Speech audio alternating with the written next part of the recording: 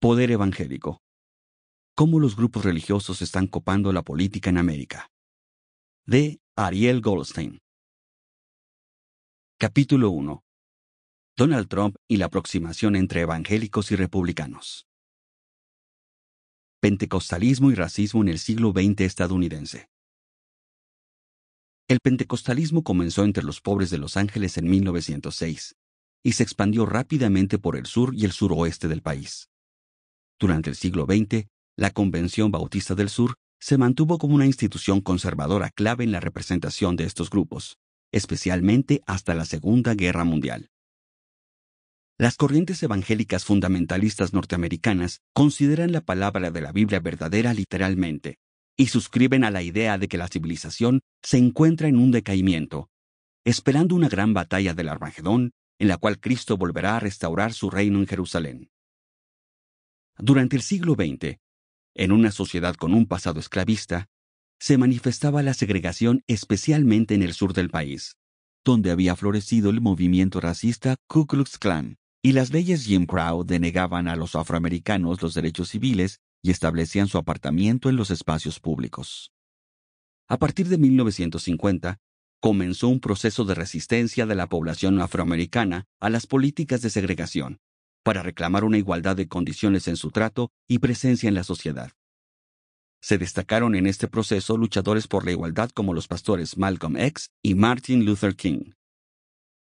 Este movimiento llevó a que en 1964 se produjera la aprobación del Acta de Derechos Civiles, que habilitó el voto a los afroamericanos y combatió la discriminación racial en escuelas y lugares públicos.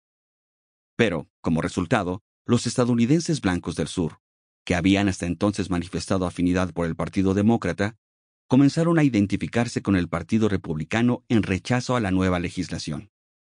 Después de que el presidente Lyndon Johnson firmó la Ley de Derechos Civiles en 1964, dijo: «Creo que acabamos de entregar por mucho tiempo el sur al Partido Republicano». Desde entonces, los republicanos buscaron el voto de los blancos sobre la base de la oposición a la integración de los afroamericanos en las escuelas y los barrios. Los evangélicos blancos habían formado sus propias escuelas, consideradas como escuelas de segregación para protegerse. En la medida en que los estados del sur se hicieron más conservadores y republicanos, esto fue acompañado por el aumento de la influencia de los evangélicos en la política.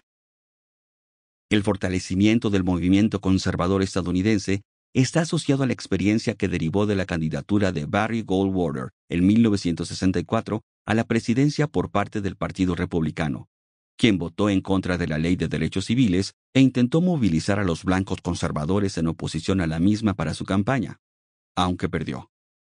Sin embargo, la candidatura del senador Goldwater a la presidencia, que contó con el apoyo de líderes del Ku Klux Klan, plantó la semilla del movimiento conservador.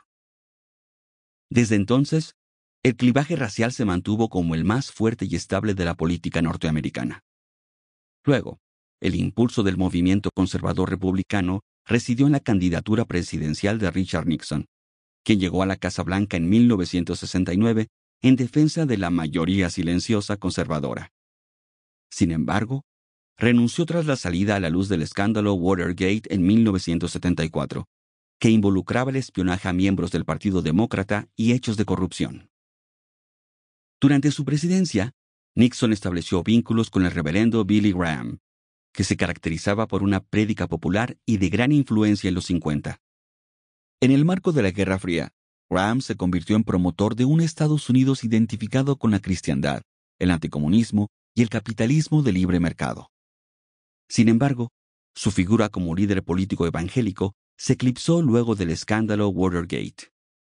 Graham exhibió una notable capacidad para combinar su carisma con los medios de comunicación, desde la televisión hasta Internet, lo que permitió una expansión global de su prédica en distintos idiomas. Tuvo la capacidad de llevar a los evangélicos fuera del fundamentalismo hacia una predicación mundana y en conexión con las masas. En 1956, el sociólogo crítico Charles Wright Mills escribía que Estados Unidos es un país conservador sin una ideología conservadora. Para este intelectual estadounidense, el poder de las corporaciones Sample complete. Ready to continue?